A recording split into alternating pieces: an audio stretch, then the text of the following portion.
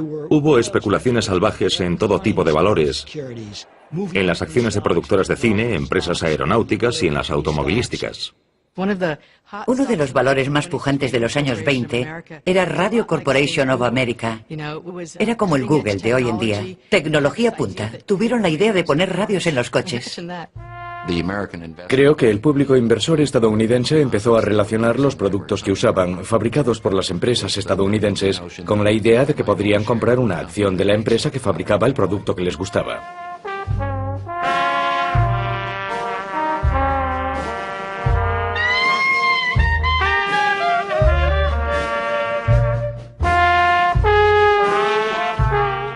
A mediados de los años 20, unos 3 millones de estadounidenses invertían en bolsa y Wall Street captaba la atención del público.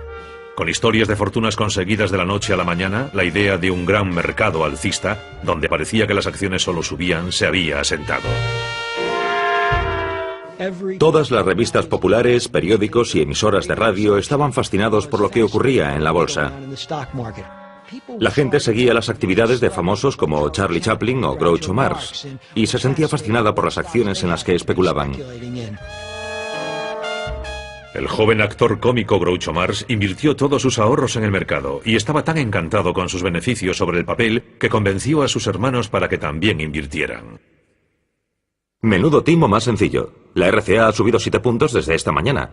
Acabo de ganar $7.000.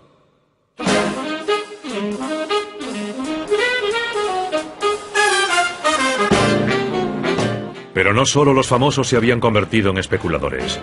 Los grandes especuladores de Wall Street se estaban convirtiendo en famosos. Se les consideraba personas creativas, emprendedoras y que traían riqueza a los Estados Unidos. Joseph Kennedy, padre del futuro presidente Kennedy, formaba parte de esta nueva clase de astutas superestrellas de la economía. La gente estaba fascinada porque algunos de estos hombres, como Joseph Kennedy, eran personas normales. Habían salido de la nada y su rápido ascenso en los mercados era un ejemplo para la gente corriente de que algún día ellos también podrían ser así. Corrían rumores de que cualquier persona, desde un botones a un barbero, podía ganar dinero fácil en la bolsa. Un limpiabotas de Wall Street, Pat Bologna, fue uno de los que se dejó convencer por esas historias de fortunas ganadas de la noche a la mañana. Todo el mundo iba a hacer fortuna. Si vivías en Nueva York, la bolsa era lo máximo. Mi padre tenía unos 17 o 18 años. Cada día les limpiaba los zapatos a literalmente los grandes hombres de los Estados Unidos. A gente como Joseph Kennedy, ejecutivos como Mitchell. Conversaba con ellos y llegó a convertirse en un experto en cosas como la Reserva Federal y otros temas en los que no esperarías que un limpiabotas fuese un experto. Pero hablaba con las grandes mentes de Wall Street todos los días. Así que mi padre empezó a invertir en bolsa. A decir verdad, yo aprendí a leer leyendo las páginas de las cotizaciones, porque a eso se dedicaba mi padre. Quiero decir que crecí con la bolsa. Nos encontrábamos con la bolsa para desayunar y con la bolsa para cenar, y cuando volvíamos a casa, la bolsa era el mundo. Yo empecé en 1928, porque como muchos jóvenes quería ir al lugar donde todo el mundo estaba ganando dinero. Mi primer trabajo fue como mensajero en el parqué de la bolsa. Solo tardé una semana o dos en darme cuenta de que la mayoría de las veces la gente es avariciosa.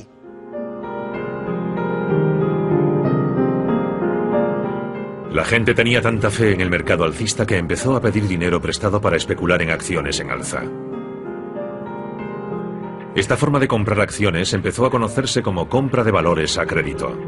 El inversor solo tenía que poner una parte del dinero y su corredor aportaba el resto. La cultura del compre ahora, pague después se había extendido al mercado de valores. Comprar acciones a crédito significa que las consigues con dinero prestado. A finales de los años 20, el 90% del precio de compra de las acciones se paga con dinero prestado. No había reglas sobre cuánto dinero podías pedir prestado. y la gente pedía sumas enormes para comprar acciones. Podías comprarlas por valor de $100 con solo 25.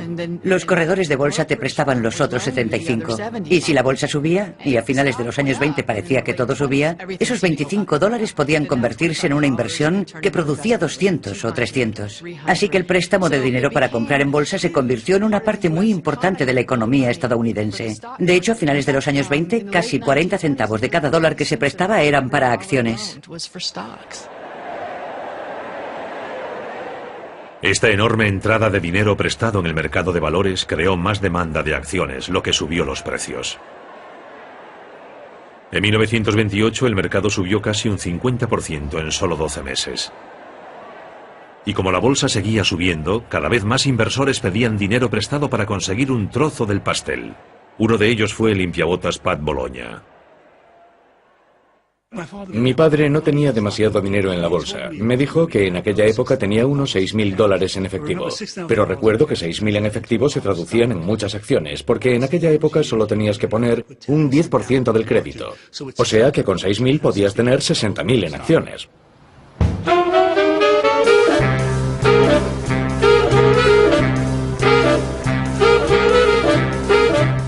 Wall Street estaba ansioso por conseguir nuevos clientes. Había un grupo de posibles inversores a los que Wall Street siempre había ignorado, pero ahora quería su dinero. Hasta la década de los 20, las mujeres habían tenido un papel muy limitado en la bolsa. En parte era simplemente por prejuicios por razón de sexo. Se las consideraba incapaces de mostrar la sangre fría necesaria para especular en el mercado. Pero en la década de los 20, la popularización de la bolsa llegó a un buen número de mujeres. Los años 20 fueron una época estupenda para las mujeres. Dieron un paso adelante. Empezaron a asumir el control de su propio dinero. Se matricularon en la universidad en un número récord en los años 20 y empezaron a interesarse también por la bolsa. Era la forma de conseguir su propia riqueza. Una de esas inversoras fue una fotógrafa pionera de Nueva York llamada Alice Austin. Vivía en State Island, al otro lado del río, frente a Wall Street. Había llegado a esta casa con tan solo 2 meses de edad. Era inteligente. Era aventurera. Cuando cumplió 11 años le regalaron una cámara, algo que en aquella época era un invento nuevo, e inmediatamente se puso a usarla. A lo largo de los años sacó unas 8.000 placas negativas, lo que la convierte en uno de los primeros fotógrafos de los Estados Unidos y de los más prolíficos. Gracias a la herencia de su abuelo, Alice había llevado un estilo de vida cómodo, pero en la década de los 20 su fortuna había menguado y se vio tentada por la promesa de dinero fácil de Wall Street. Alice Austin descubre que anda escasa de fondos y se pregunta qué puede hacer. Sus amigos le aconsejan ser conservadora, reducir gastos, tal vez no ir a Europa, no comprarse un coche. Pero Alice conoce a un corredor de bolsa que le aconseja que nada de eso, que compre acciones, que se haga rica rápido. Le dice que puede prestarle dinero para que compre más acciones todavía a crédito. Y a Alice Austin le pareció una buena idea.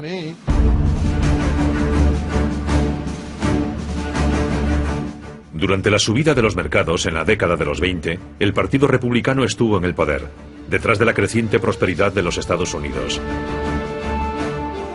Calvin Coolidge llegó a la presidencia en 1923. Él también era inversor y guardó silencio sobre la locura especulativa que se había apoderado de Wall Street. Calvin Coolidge ejemplifica el tipo de imprudencia y despreocupación que reinaba en los años 20. Fue famoso porque dijo que el negocio base de los Estados Unidos eran los negocios. Fue un periodo próspero. Los negocios generaban dinero, Wall Street ganaba dinero, los políticos se limitaban a decir, todo va bien, la economía crece, el mercado se encarga bastante bien de todo y la labor del gobierno consiste en no estorbar.